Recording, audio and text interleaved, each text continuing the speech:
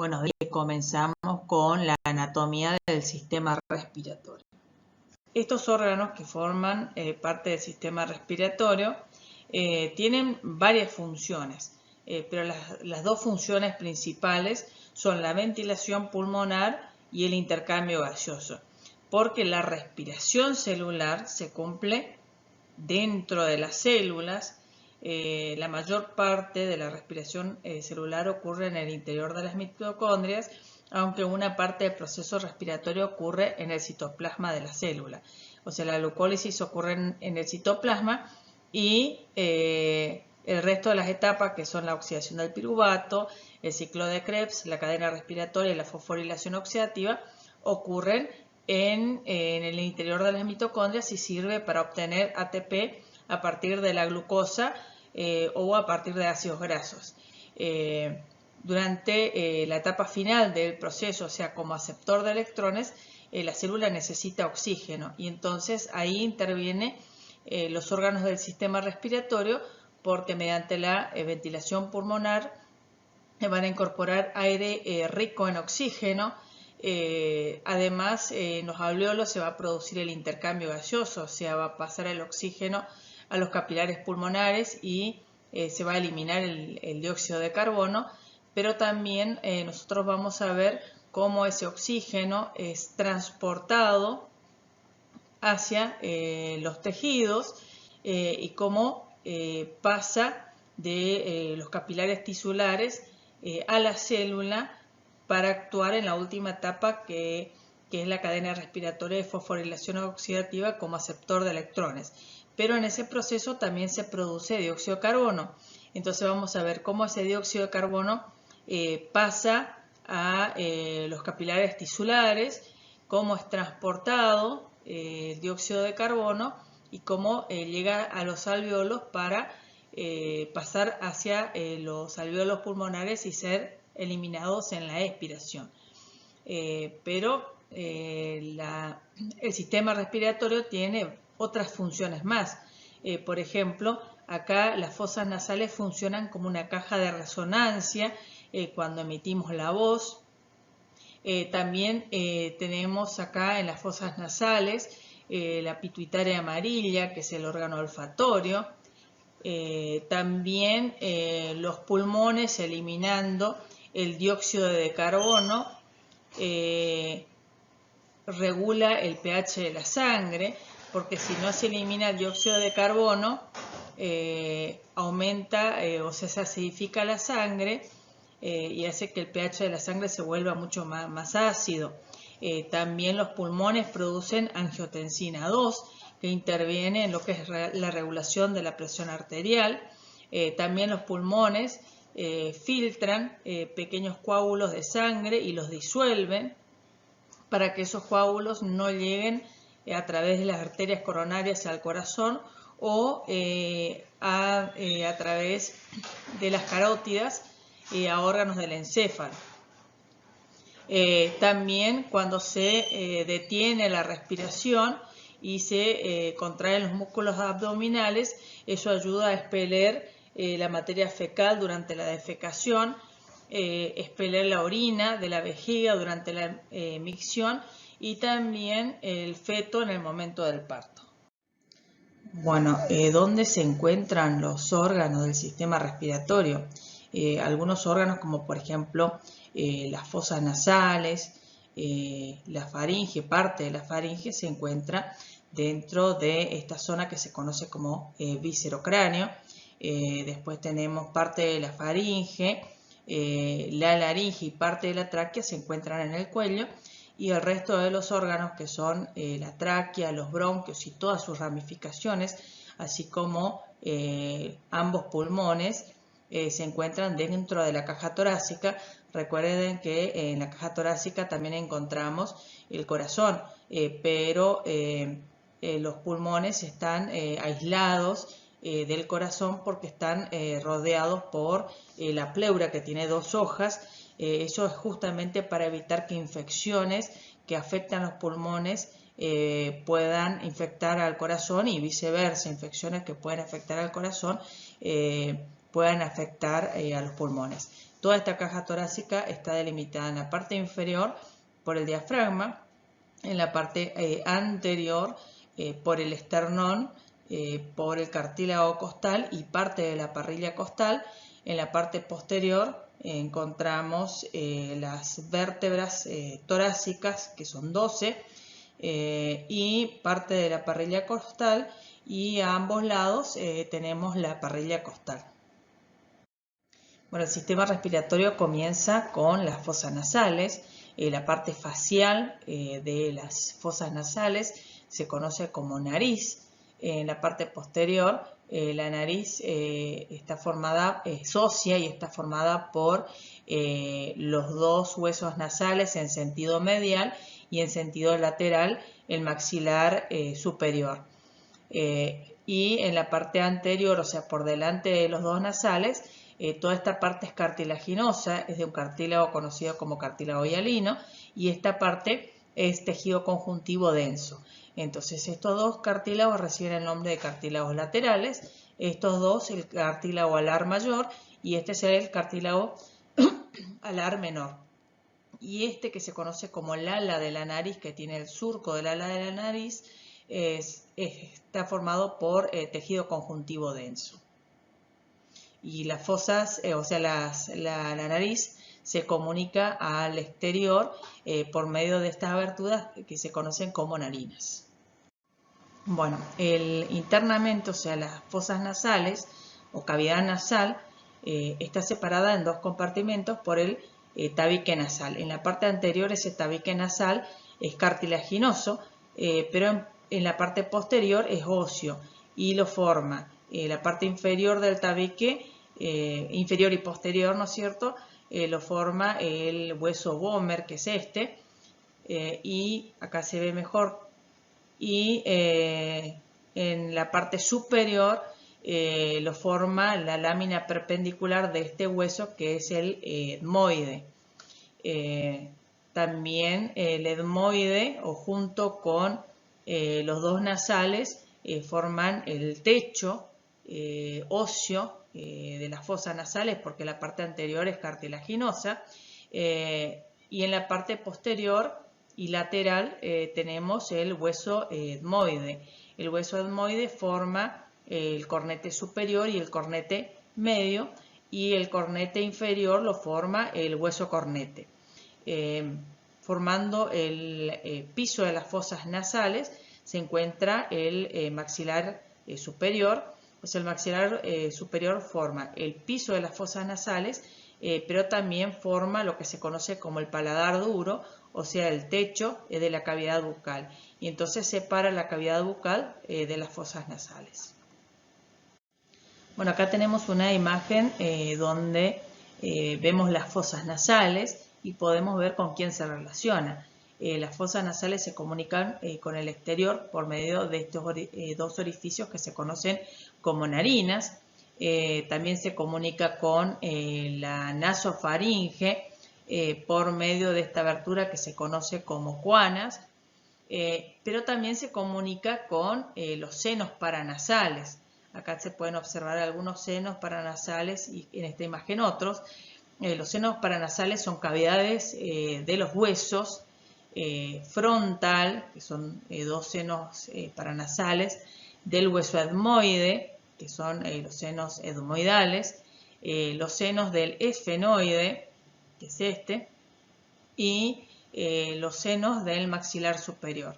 Los senos del maxilar superior drenan acá en el meato medio, o sea, porque estas saliencias del hueso etmoide se conocen como cornete superior, cornete medio, y este cornete inferior, acuérdense que pertenece al hueso cornete. Entonces los espacios se conocen como meato, meato superior, meato medio y meato inferior. Entonces este seno que es del maxilar superior drena en el meato medio. Después tenemos el seno frontal que desemboca prácticamente en el techo de las fosas nasales, y los dos orificios, acá tenemos los dos orificios que drenan los senos paranasales del etmoide, y acá un orificio que drena los senos paranasales del esfenoide.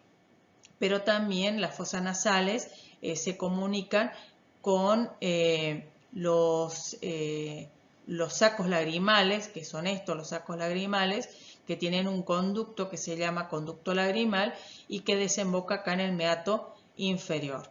Entonces las fosas nasales se comunican con el exterior por medio de las narinas, por medio de las cuanas con la nasofaringe, por medio de los orificios de los senos paranasales, con los senos paranasales que tenemos los senos paranasales frontal, etmoide, esfenoide y de los dos maxilares superiores, y también se comunican con los sacos lagrimales mediante el conducto lagrimal que se abre en el orificio lagrimal.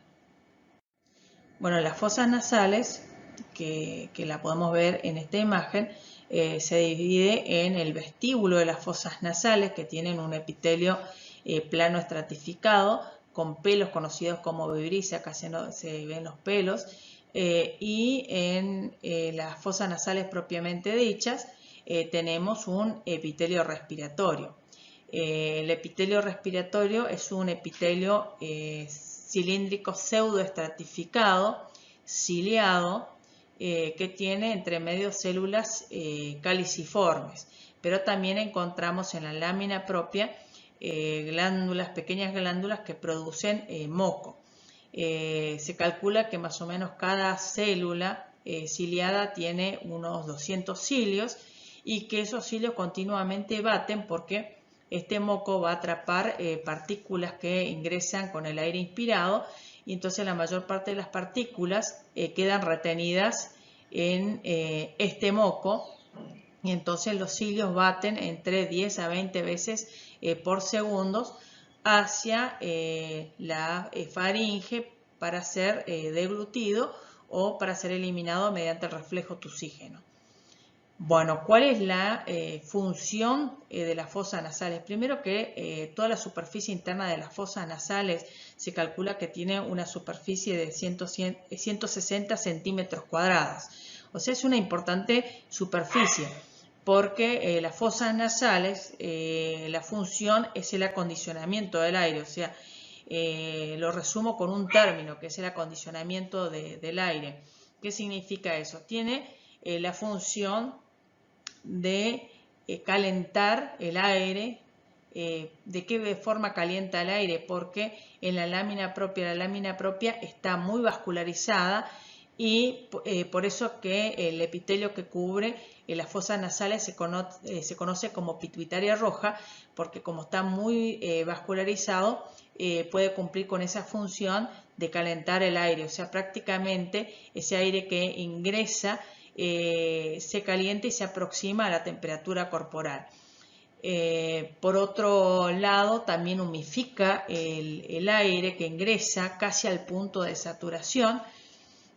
Y por otro lado, como tiene una amplia superficie y aparte tiene los cornetes, funcionan como turbinas, provocando la precipitación turbulenta de las partículas que ingresan con el aire expirado. O sea, una vez que ingresa el aire, se ve obligado por los cornetes a pasar por esos estrechos espacios que se conocen como meatos, y el aire es continuamente obligado a cambiar de dirección. El aire cambia de dirección, pero no las partículas que están en suspensión. Y todas las partículas que están en suspensión en el aire, que son superiores a 5 micrómetros, o sea, quedan atrapados en esta mucosidad y después son barridos hacia la faringe mediante el transporte mucociliar. O sea, las partículas más grandes pueden ser retenidas ya en las vibrisas. Pero después, bueno, las partículas menores, o sea, entre 1 a 5 micrómetros, permanecen en suspensión en el aire y van a llegar a los bronquios, y en los bronquios normalmente precipitan por la gravedad.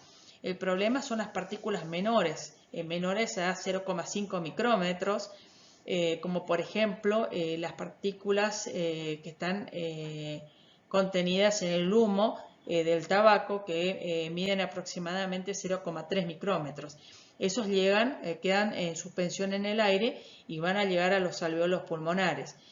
Un tercio de esas partículas son fagocitadas por los macrófagos, pero el resto puede ser eliminado por el aire expirado porque quedan en suspensión en el aire. Pero el problema es el exceso de partículas. En el caso de los fumadores, el exceso de partículas menores a 0,3 micrómetros provoca el crecimiento de tejido fibroso en el tabique de los alveolos y hace que ese tabique se vaya debilitando, produciendo todos los problemas respiratorios del fumador. Bueno, resumiendo, entonces la función de las fosas nasales es la precipitación turbulenta de las partículas que pueden ingresar con el aire inspirado. Aparte también va a humedecer y calentar el aire que ingresa a los pulmones. Vamos a ver ahora qué es la sinusitis, que es bastante común durante las infecciones respiratorias. Cuando se produce alguna infección respiratoria, estas células caliciformes, así como las glándulas productoras de moco que se encuentran en la lámina propia, producen mayor cantidad de moco. Pero como los senos paranasales están cubiertos por el mismo epitelio respiratorio, también hay producción de esa mucosidad, mayor cantidad de moco en los senos paranasales. Y a veces estos conductos que permiten drenar, acá tenemos otro conducto que permite drenar ese moco de los senos paranasales, se puede obstruir, tapar, y entonces ese moco queda retenido en los senos paranasales y eso se conoce como sinusitis. Bueno, en el techo de las fosas nasales encontramos las células olfatorias que forman la pituitaria amarilla. Estas células olfatorias son neuronas modificadas y en el medio tenemos estas glándulas de Bowman que producen un moco que mantiene limpio el techo de las fosas nasales y aparte sirve para atrapar las moléculas olorosas. Los axones de estas neuronas sensoriales atraviesan la placa cribosa, o sea, la placa cribosa del etmoide tiene un montón de perforaciones y esos axones se reúnen y forman el nervio olfatorio. Y el nervio olfatorio hace sinapsis con otras neuronas ubicadas en el bulbo olfatorio y el bulbo olfatorio se continúa con el tracto olfatorio. Bueno, y en el piso de las fosas nasales vamos a encontrar el maxilar superior y el hueso palatino. O sea, acuérdense que el piso de las fosas nasales constituye también el techo de la cavidad bucal. Bueno, las fosas nasales se comunican con la faringe mediante las coanas. La faringe es un órgano que tiene forma de embudo, que mide más o menos 13 centímetros y en él se reconocen tres regiones que son la nasofaringe, la bucofaringe y la laringofaringe. La nasofaringe tiene la particularidad, como pasa solamente aire, tiene el mismo epitelio respiratorio que tienen las fosas nasales. Cilíndrico, pseudoestratificado y ciliado, con células mucosas, produce bastante moco.